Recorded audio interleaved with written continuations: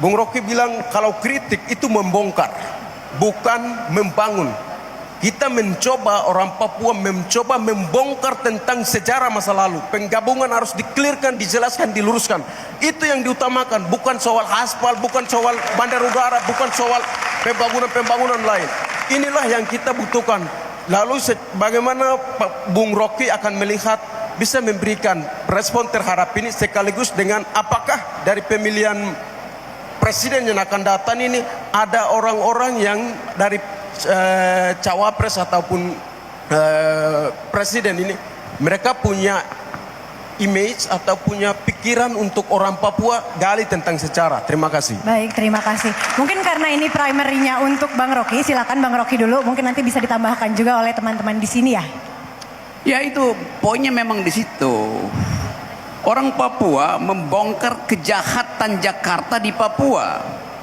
Orang Jakarta menggali kekayaan orang Papua untuk dibawa ke Jakarta kan. Tapi saya selalu menganggap bahwa hak sejarah orang Papua, bahkan untuk mendefinisikan dirinya sendiri, tidak boleh diintervensi oleh orang. Bahkan Mahfud MD itu dia berbohong.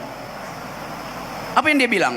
90% itu hasil survei istana yang menganggap orang Papua mau pemekaran tuh. Orang Papua mau ada penghormatan terhadap identitas dia di situ. Orang Papua menginginkan ada proses politik yang memungkinkan dia mengucapkan self determination. Kan itu dijamin oleh humanitarian law. Jadi tetap aja lakukan hal semacam itu. Jadi kalau dianggap bahwa pers asing tidak bisa masuk ke Papua, itu pertanda bahwa Papua itu daerah operasi militer.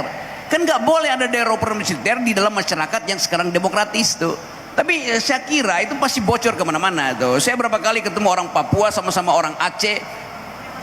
Papua, aktivis Papua dan aktivis Aceh di restoran-restoran di London, di New York tuh. Dan mereka bicara tentang masa depan Indonesia. Apa masa depan Indonesia? Kalau keadaan sampai sekarang masih soal NKRI harga mati, harga mati itu. Matinya di harga berapa NKRI itu? Kan itu masalahnya tuh. Kalau terjadi eskalasi di Cina Selatan, terjadi eskalasi di Pacific Basin, di Indo-Pasifik tuh. Berapa jam Indonesia bisa bertahan supaya nggak mati? 14 jam. Begitu misalnya armada ke-7 Amerika jepit Indonesia, yang Okinawa turun ke arah Singapura, yang dari Manila naik ke arah Taiwan tuh, dijepit di situ, Indonesia hanya bisa bertahan 14 jam. Kenapa? Karena import bahan bakar kita masih lewat Cina Selatan, masih lewat Pasifik. Antibiotik untuk puskesmas ibu-ibu yang hamil masih di situ tuh.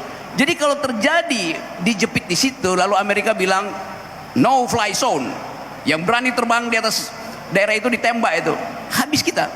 Jadi saya mengerti nasionalisme Papua itu bukan cuma nasionalisme untuk membebaskan diri dari kepungan politik Jakarta, tapi nasionalisme untuk mengatakan kami punya identitas sejarah tuh.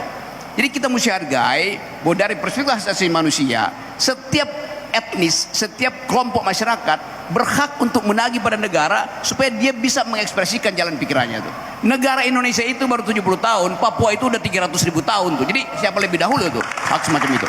Oke, terima kasih banyak Bang Rocky.